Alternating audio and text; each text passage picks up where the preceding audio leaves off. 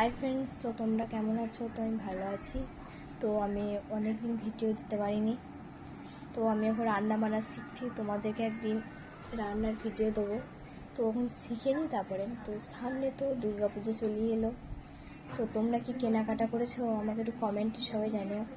আমার 4-5টা ড্রেস হয়েছে, তো এখনও ড্রেস কিনবো ভালো ভালো।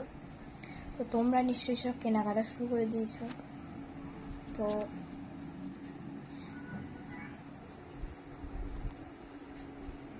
তো আমাকে কেমন লাগছে বলবে তোমরা সবাই কমেন্টে।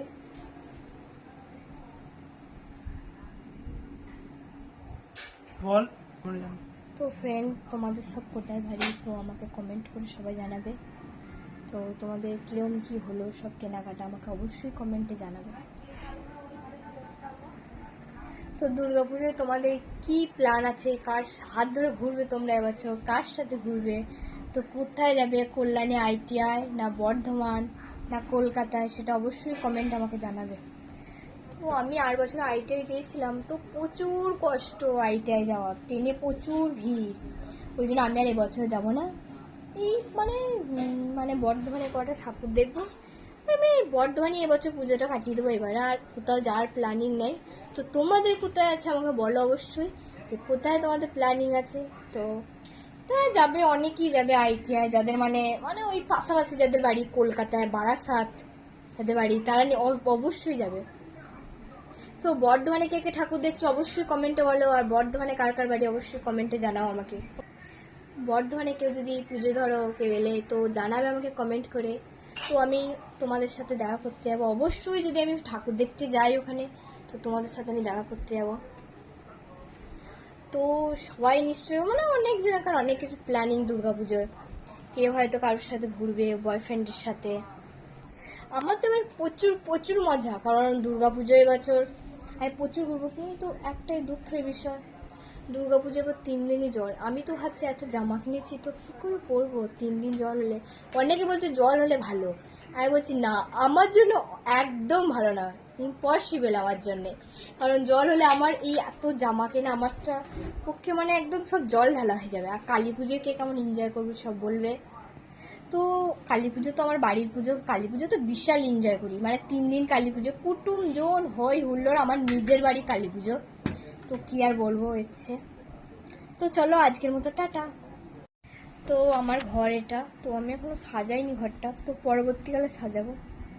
তো চলো আমাদের ছাদের এটা তোমাদের দেখে নিয়ে আসি। তো চলো যাক।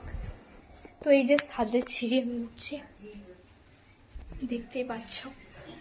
তো চলো দেখাই তোমাদেরকে।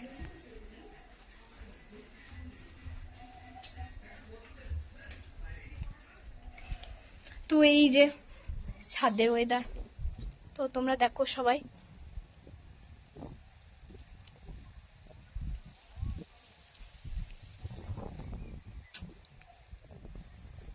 তো গাছ লাগিয়েছে একটা আম গাছ, দেখো এই দেখো, এই একটা গাছ।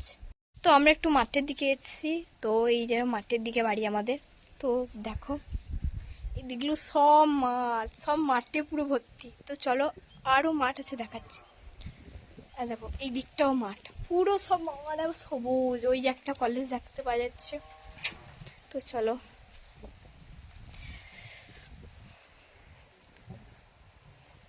এই দিকটা একটা রাস্তা আছে। তো চলো দেখাই তোমাদের। হ্যাঁ দেখো এই দিকটা এই রাস্তা, যাওয়ার রাস্তা যেটাকে বলে। ওই যাতে ট্যাঙ্কি দেখতে পাচ্ছ, এই যে সব জামা কাপড় রোদে, আর কি বলবো।